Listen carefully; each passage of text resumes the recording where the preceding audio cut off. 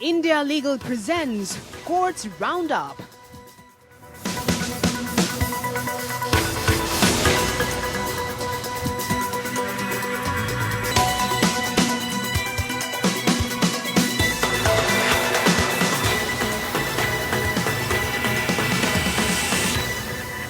नमस्कार, मैं हूं आपके साथ पूजा कवियागोमा। कोर्ट्स राउंडअप में आप सभी का स्वागत है। इस बुलेटिन में अगले आधे घंटे हम आपको कोर्ट से जुड़ी तमाम छोटी बड़ी खबरों से रूबरू करवाएंगे। कोर्ट की कार्यवाही और सुप्रीम कोर्ट से लेकर हाई कोर्ट और लोअर कोर्ट तक के फैसलों को आपके सामने रखेंगे।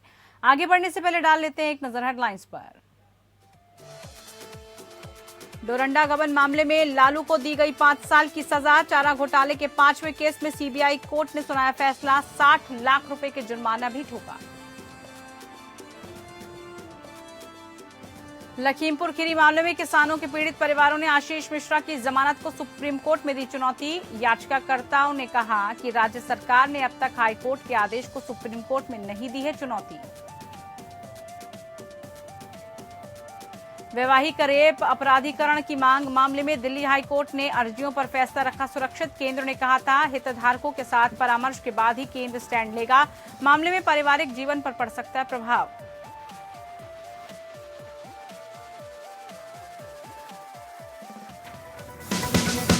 India Legal presents Courts Roundup.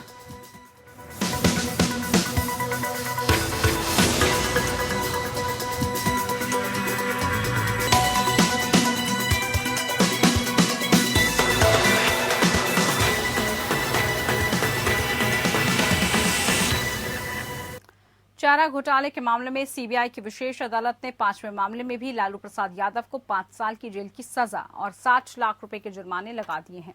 फैसले के बाद उन्हें 7वीं बार जेल जाना पड़ेगा। हालांकि इसी मामले में दोषी पाए जाने पर लालू प्रसाद यादव ने अदालत से बीमारी के चलते और इसके बजाय जेल के बदले अस्पताल जाने की याचिका भी लगाई थी।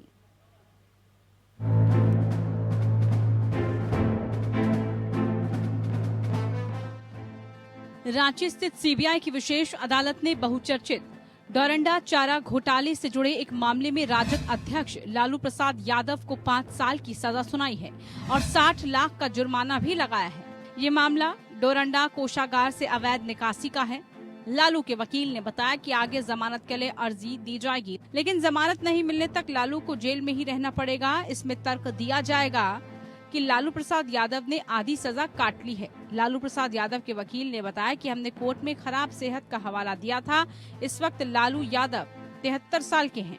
सीबीआई की स्पेशल कोर्ट ने 15 फरवरी को लालू यादव समेत अन्य आरोपियों को 139 करोड़ 50 लाख रुपए के डोरंडा कोषागार से जुड़े चारा घोटाले में दोषी पाया था। वहीं 24 आरोपियों को रिहा कर दिया गया था। इनमें से 36 को 3-3 साल की सजा मुकर्रर की जा चुकी है। वहीं बाकी दोषियों को वीडियो कॉन्फ्रेंसिंग के माध्यम से सजा सुनाई गई है।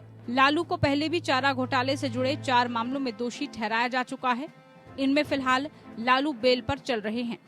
इनमें भी उनको हाई कोर्ट से जमानत मिली थी। लोअर कोर्ट या ट्रायल ने उनको इसमें राहत नहीं दी थी। बाद में हाई कोर्ट में कुछ सजा काटने और हेल्थ इशू की दलील दी गई, जिस पर हाई कोर्ट ने उनको जमानत दी। लालू को ये राहत 42 महीने की सजा पूरी करने के बाद मिली थी। राजद सुप्रीमो लालू यादव को चारा घोटाले से जुड़े अन्य 4 मामलों में पहले से ही कुल 14 साल की सजा सुनाई जा चुकी है। चाईबासा कोषागार से पहला मामला था जिसमें उन्हें 5 साल की सजा हुई। ये मामला 37 करोड़ की अवैध निकासी का था। वहीं दूसरा मामला देवघर कोषागार से था जिसमें उन्हें 3.5 साल की सजा हुई थी और ये मामला 79 लाख रुपए की अवैध निकासी का था। तीसरा मामला 33 लाख 13 हजार की अवैध निकासी चाईबासा कोषागार का ही था जिसमें उन्हें 5 साल की सजा हुई। फिर दुमका कोषागार से 3 करोड़ 13 लाख की अवैध निकासी के लिए मामले में 7 साल की सजा लालू यादव को सुनाई गई थी। डोरंडा थाने में दर्ज केस को पटना हाई कोर्ट के आदेश पर सीबीआई ने 16 अप्रैल 1996 को टेक ओवर किया था। Bureau report. तो डोरंडा गबन मामले में लालू के वकील प्रभात कुमार से खास बातचीत की संवाददाता चंदन ने। लालू प्रसाद को सजा सुनाया जा चुका है। हमारे साथ लालू प्रसाद के वकील प्रभात कुमार मौजूद हैं। सर, आखिर जजमेंट का जो फैसला है वो आ गया, उनको सजा भी सुनाया जा चुका है। क्या सजा उनको सुनाया गया है? 5 साल की सजा हुई है और 7 क्या लगता है कि जो एक्ट इन पे लागू थे तो क्या सजा ज़्यादा हुआ है या आप लोगों ने डिफेंड किस तरीके से किया? सजा तो उम्र के ख्याल से जो है बाकी जैसे अभी दिया गया हमारे हिसाब से थोड़ा ज़्यादा है। तो ज़्यादा है तो आप लोग क्या अब हाई कोर्ट तरफ मूव करेंगे सजा की बेल के लिए? हाँ, इसके आदेश के खिलाफ अपील फाइल करेंगे और इसके बाद हाई कोर्ट से जमानत की कोशिश करेंगे। सीबीआई की वकील की तरफ से कहा जा रहा था कि जब तक वो सजा की आधी अवधि वो नहीं काट लेते हैं तब तक उनको बेल नहीं दिया जा सकता है। क्या कितना मतलब फैक्ट है उनकी बातें में? नहीं, वो पिछले जितने भी थे हाफ सक्सेसफुल हुआ था, इसमें भी वही कैलकुलेशन लगा रही। एक आखिरी सवाल आपसे चाहेंगे कि इस पर थोड़ा प्रकाश डालिए, क्योंकि चुनाव में अगर लालू प्रसाद यादव जाना चाहे तो अब क्या प्रावधान है, क्या नियम कहते हैं चुनाव में जाने के? उसमें है कानून में प्रोविजन है सस्पेंशन ऑफ सेंटेंस और सस्पेंशन ऑफ जजमेंट अगर हो जाती है तब वो चुनाव लड़ सकते हैं। देखना होगा कि कितनी जल्दी मूव करते हैं और क्या बेल में आगे की प्रक्रिया हो पाती है। सहयोगी सूर्यांश के साथ चंदन वर्मा, एपीएन न्यूज, रांची। तो देश भर में 10वीं और 12वीं बोर्ड की ऑफलाइन परीक्षाएं रद्द करने की याचिका पर सुनवाई करने को तैयार हो गया है। सीजेआई जस्टिस एनवी रमन्ना ने कहा कि जस्टिस एएम खानविलकर की बेंच इस मामले की सुनवाई करेगी। वकील प्रशांत पद्मावन ने बेंच को बताया कि याचिका कक्षा 10वीं और 12वीं के छात्रों की बोर्ड परीक्षा से संबंधित है। याचिका में सभी राज्य बोर्ड सीबीएसई और आईसीएसई की 10वीं और 12वीं की बोर्ड की शारीरिक तौर पर परीक्षाओं को रद्द करने की मांग की है। याचिका में कहा गया है कि चूंकि कोविड के कारण शारीरिक तौर पर कक्षाएं नहीं हुई, इसलिए ऑफलाइन परीक्षाओं की जगह ऑनलाइन परीक्षा हो। इस पर सीजेआई ने कहा कि ठीक है, मामले को जस्टिस एएम खानविलकर की बेंच के पास सूचीबद्ध किया जाएगा। वकील और बाल अधिकार कार्यकर्ता अनुभा सहाय श्रीवास्तव ने भी अर्जी दाखिल कर ऑफलाइन परीक्षा की बजाय वैकल्पिक मूल्यांकन पद्धति से रिजल्ट देने की मांग की है। याचिका में सभी बोर्डों को समय पर परिणाम घोषित करने के लिए निर्देश देने और विभिन्न चुनौतियों का सामना करने के कारण सुधार परीक्षा के विकल्प देने की भी मांग की गई है। याचिका में कहा गया है कि अदालत सीबीएसई, आईएससी, एनआईओएस और राज्य बोर्डों की कक्षा 10वीं, 11वीं, 12वीं के छात्रों के लिए ऑफलाइन परीक्षा के बजाय मूल्यांकन के वैकल्पिक तरीके अपनाने का निर्देश दे। इसके अलावा जो लोग आंतरिक मूल्यांकन से संतुष्ट नहीं हैं, इनके लिए सुधार परीक्षा आयोजित कराने का भी आदेश कोर्ट में याचिका में कंपार्टमेंट छात्रों समेत छात्रों के मूल्यांकन के फॉर्मूले को तय करने के लिए एक समिति गठित करने और एक निर्धारित समय सीमा के भीतर परिणाम घोषित करने के लिए निर्देश देने की मांग की गई है। याचिका में कहा गया है कि कोविड के कारण शारीरिक तौर पर कक्षाएं नहीं लगी, ऐसे में बोर्ड की परीक्षाएं ऑनलाइन कराई जाएं। याचिका में विभिन्न विश्वविद्यालयों में दाखिल की तिथि घोषित करने के लिए एक समिति का गठन करने के लिए यूजीसी को आदेश जारी करने की मांग भी की गई है। लखीमपुर खीरी मामले में किसानों के पीड़ित परिवारों ने मुख्य आरोपी आशीष मिश्रा की जमानत को सुप्रीम कोर्ट में चुनौती दी। आशीष मिश्रा की जमानत को चुनौती देने वाली ये दूसरी याचिका है। पीड़ित किसान परिवारों की ओर से ये याचिका वकील प्रशांत भूषण ने दायर की है। आशीष मिश्रा पर लखीमपुर खीरी में आंदोलनकारी किसानों को अपनी गाड़ी से कुचलने का आरोप है। पीड़ित किसानों के परिजनों की ओर से सुप्रीम कोर्ट में दायर की गई याचिका में कहा गया है कि राज्य सरकार ने अब तक हाई कोर्ट के आदेश को सुप्रीम कोर्ट में चुनौती नहीं दी, लिहाजा मजबूरन उन्हें सुप्रीम कोर्ट का रुख करना पड़ा। एसआईटी और यूपी सरकार पर सवाल उठाती है और इस याचिका में कहा गया है कि हाई कोर्ट ने जमानत मंजूर करते हुए उक्त आशीष मिश्रा के खिलाफ दिए गए ठोस सबूतों पर गौर नहीं किया, क्योंकि तब तक चार्जशीट कोर्ट के रिकॉर्ड पर ही नहीं थी, सिर्फ एफआईआर के आधार पर जमानत मंजूर की गई थी, जबकि चार्जशीट में अपराध को जघन्य बताया गया। लेकिन आरोपी इस अपराध के बाद अपने रुतबे का इस्तेमाल करते हुए कई दिनों तक फरार रहा, कानून को चकमा देता रहा। याचिका में आगे कहा गया कि पीड़ितों को सबूत जुटाने और उन्हें अदालत तक लाने में भी आरोपी और उसके पीछे राजनीतिक समर्थकों की टीम ने बहुत बाधाएं डाली। 3 अक्टूबर 2021 को लखीमपुर खीरी के गांव में हिंसा हुई थी, जिसमें 8 लोगों की मौत हो गई थी।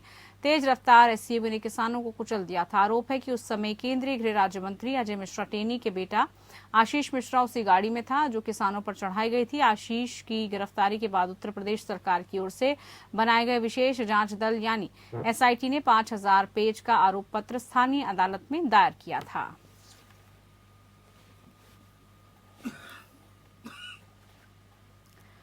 सुप्रीम कोर्ट ने लिंग आधारित पक्षपात का विरोध करते हुए एक महत्वपूर्ण फैसले में कहा कि लाइसेंस प्राप्त बार में ऑर्केस्ट्रा और बैंड में परफॉर्म करने वाली महिलाओं या पुरुषों की संख्या के रूप में लैंगिक आधार पर सीमा लगाने की शर्त असंवैधानिक है। कोर्ट ने एक होटल द्वारा मुंबई पुलिस के द्वारा लगाए गए प्रतिबंध को चुनौती देते हुए दायर अपील पर स्पष्ट किया, जबकि किसी परफॉर्म में कलाकारों की कुल सीमा 8 से अधिक नहीं हो सकती, इसलिए संरचना किसी भी संयोजन का हो सकता है।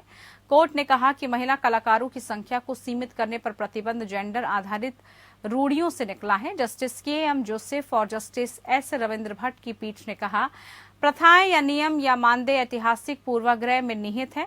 लिंग रूढ़िवाद और पितृवाद का हमारे समाज में कोई स्थान नहीं है। कोर्ट ने कहा, ऐसे उपाय जो सुरक्षा के दावे करते हैं वास्तव में अनुच्छेद 15(3) के लिए विनाशकारी हैं, क्योंकि वो विशेष प्रावधानों के रूप में सामने आते हैं और महिलाओं की पसंद को सीमित करने या पूरी तरह से बाहर करने के लिए काम करते हैं।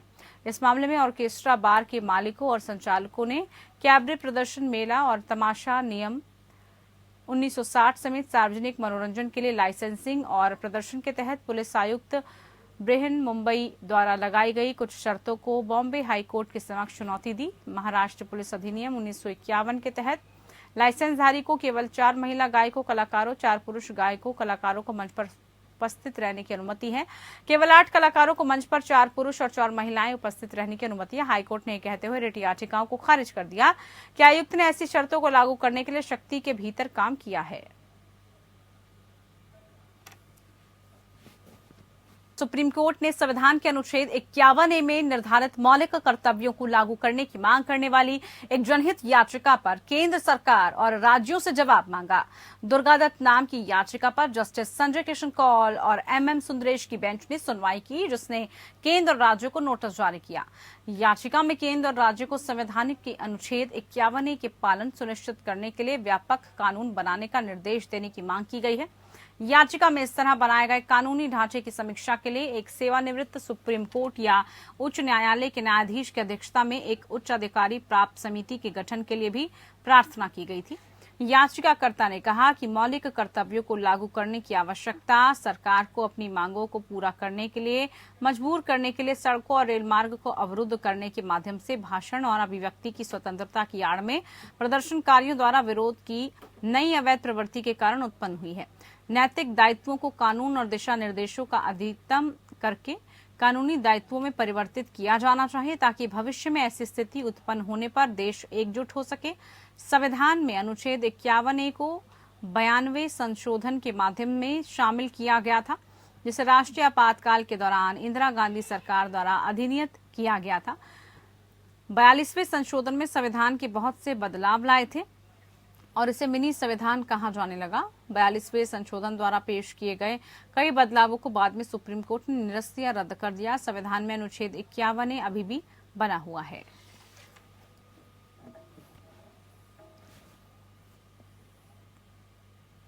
वहीं प्रधान न्यायाधीश NV रमन्ना ने खुली अदालत में टिप्पणी की है कि जनहित याचिकाएं अदालत का समय और ध्यान ले रही थी, जो अन्यथा वास्तविक मामलों की सुनवाई के लिए इस्तेमाल हो सकती है।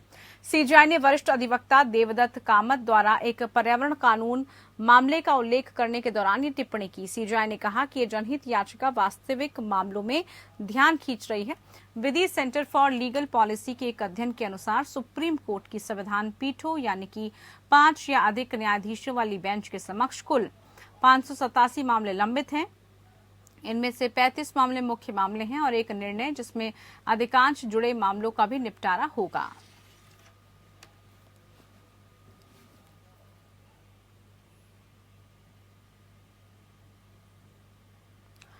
इधर दिल्ली उच्च न्यायालय ने सोमवार को वैवाहिक बलात्कार के अपराधीकरण की मांग वाली याचिकाओं के एक बेंच पर अपना फैसला सुरक्षित रख लिया है।